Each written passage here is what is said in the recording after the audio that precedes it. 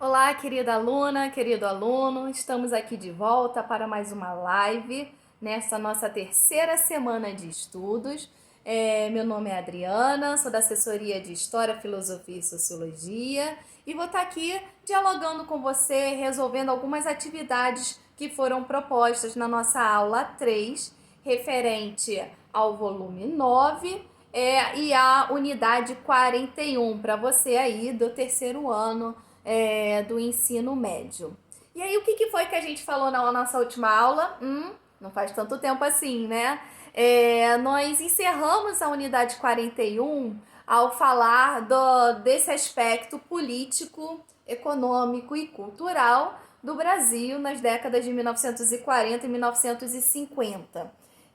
Na semana passada, nós abordamos o governo de Dutra e de Getúlio Vargas, e nessa semana falamos sobre o governo de Juscelino Kubitschek. Nesse governo, que se iniciou em 1956 e encerra em 1961, nós destacamos sobre a proposta política dele, o plano de governo baseado no desenvolvimentismo. Por isso, o slogan de eleição dele era 50 anos em 5, ou seja, um desenvolvimento muito rápido para o país. E para trazer esse grande desenvolvimento, ele traz como plano de governo econômico o chamado plano de metas, que vai ter aí investimentos na área da saúde, educação, na indústria de base, na área de transporte, enfim.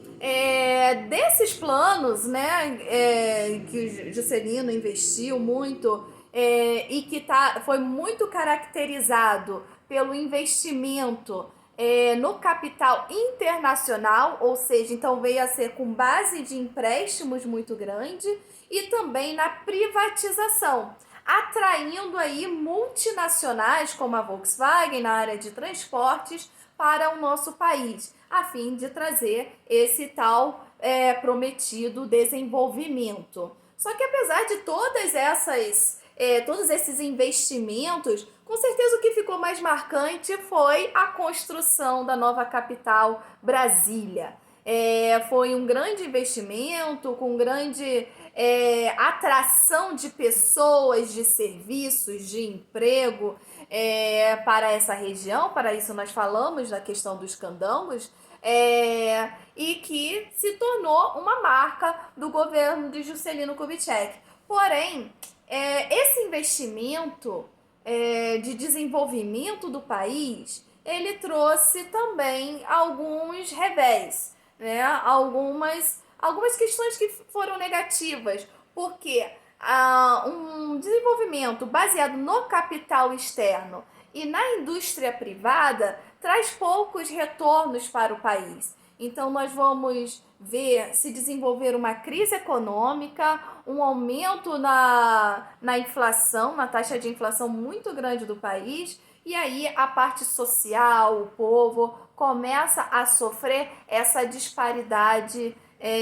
econômica, social, geográfica também, que se caracteriza nesse período. Por fim, falamos sobre a relação entre a cultura e o papel do Estado, em que em uma política que a gente chamou de populista, como que os meios de mídia, como rádio, televisão, podem estar aí influenciando, impulsionando a exaltação da figura do presidente. E aí falamos um pouco da música, falamos de propagandas, falamos um pouco do cinema, que também veio a ser desenvolvido, então o uso dos recursos midiáticos. Diante de tudo isso, vamos ver como é que vocês se saíram na resolução das questões que nós propomos para vocês nas lives. Então vamos lá.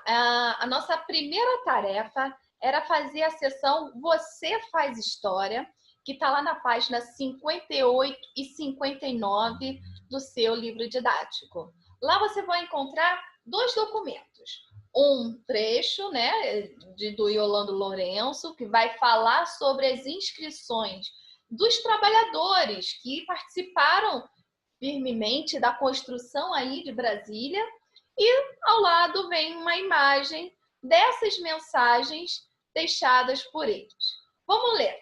Foi descoberto na última segunda-feira, 8 de agosto de 2011, por servidores terceirizados da Câmara, um fosso fechado por concreto, que data da construção do prédio do Congresso Nacional em 1959, antes da inauguração da nova capital em 1960.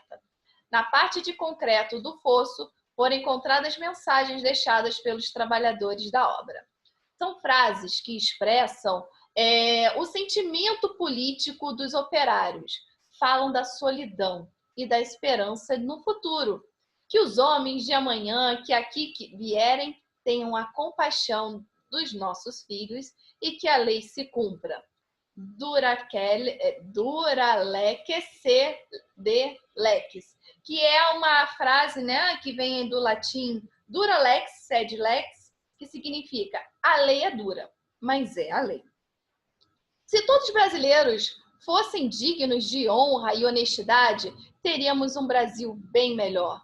Só temos uma esperança nos brasileiros de amanhã. Brasília de hoje, Brasil de amanhã. Amor, palavra sublime, que domina qualquer ser humano. Então, vocês estão vendo aí, inclusive esta última frase é a que está expressa na fotografia ao lado, amor, palavra sublime, que domina qualquer ser humano. Elas expressam aí mensagens, mais do que isso, elas mostram o quanto que a construção de uma nova capital envolve diversos sujeitos nessa empreitada, e que esses sujeitos eles estão ali não somente pelo dinheiro, mas também existe uma esperança ali sendo colocada. Existe uma mensagem, né, para esse Brasil novo que se constrói. Então, você consegue imaginar o quanto que essa construção da nova capital ela está relacionado a uma visão de futuro, uma visão de esperança, uma visão de otimismo, ou de reconhecer a situação atual e projetar um futuro melhor? Diante disso, vocês tinham 3 questões que eram questões de resposta muito pessoal. Mas eu acho que a gente vale aqui a gente discutir que ideias que nós podemos trocar a partir disso. De acordo com a sua análise, responda as seguintes questões. Os desejos dos operários que trabalharam em Brasília em 1959 se concretizaram? Vamos ver lá quais são, né? Pensar nesses desejos dele. Está relacionado esses desejos a uma esperança de um Brasil melhor. E aí? Vocês acham que esse Brasil melhor ele veio a se concretizar?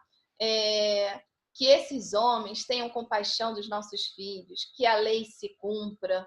Será que hoje as leis, o que representa a Brasília, tem um olhar, inclusive com essa palavra de amor, de humanidade, de cuidado com os brasileiros? Será que isso tem se concretizado? Isso aí é uma resposta pessoal de cada um, mas eu acho que vale para a gente pensar o quanto que de projeções, de desejos por um país melhor, isso é algo presente em toda a nossa história. Na letra B, em sua opinião, que ações podem transformar o Brasil em um lugar melhor? Olha aí, não é só a nossa análise, ele exige a nossa análise de mundo, mas também o que propõe da nossa ação.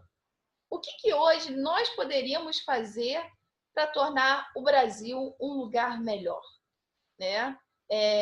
Ter aí mais empatia pelo outro, fazer com que se cumpram as leis. Hoje nós estamos vivenciando tempos de quarentena e somos avisados para a gente ficar em casa para poder, não só pela nossa saúde, mas pela do outro. Às vezes são as nossas pequenas ações que fazem desse Brasil um Brasil melhor. às vezes também, né, grandes ações, grandes empreitadas, grandes projetos. O que você acha que está faltando no nosso país para ele melhorar, para ser um lugar melhor para todos nós vivermos? Né? A gente pode estar pensando em relação à segurança, à saúde, à educação, a própria relação com as leis. Então, são diversas essas possibilidades. E na letra C, se você pudesse deixar um desejo registrado para os brasileiros do futuro, no mesmo local do Congresso Nacional, qual seria a sua mensagem? E aí, qual seria a nossa mensagem para o nosso futuro, para aqueles que vêm agora, mais à frente, os jovens brasileiros? Como é que a gente poderia estar transmitindo aí? Que tipo de mensagem? É para a lute para um Brasil melhor? Ainda? Será que a gente tem ainda uma continuidade desses desejos dos candangos, dos trabalhadores que estavam ali na construção de Brasília? Ou será que as questões são outras? A gente pode pensar no que mudou, no que não mudou. São esses pensamentos válidos aqui para a gente estar dialogando e de pensar que nós fazemos parte, assim como esses trabalhadores que a gente destacou, os candangos, nós também somos partes ativas da construção desse país. Ok? A nossa próxima atividade era na seção Interpretando Documentos, que é essa daqui, né? Que traz uma charge. Vamos dar uma olhada aqui nessa charge. Temos dois personagens. Um primeiro mais alto está dizendo: primeiro projeto dos automóveis, depois você, tá? E o outro tá olhando assim, né? Aquela carinha de cachorro limpidão, né? O que eu tô esperando? O primeiro personagem, o mais alto aí, retrata o presidente Juscelino Kubitschek, né? Essa caricatura dele, segurando seu projeto de automóveis, ou seja, relacionando ao seu plano de metas. Já o segundo personagem é o povo. O que isso pode estar significando? Após a análise da charge e levando em conta a situação política do país durante o governo de JK, faça o que se pede. Lembrando qual é a situação política do país durante o governo de JK. Lembra que a política dele estava mais voltada para o capital externo, era um desenvolvimentismo, mas era um desenvolvimentismo no capital externo e na privatização. Quais são as medidas do plano de metas dele que estava voltado para o povo? Tinha lá saúde, educação, mas quais dessas medidas nós conhecemos? Que personagens são representados na charge?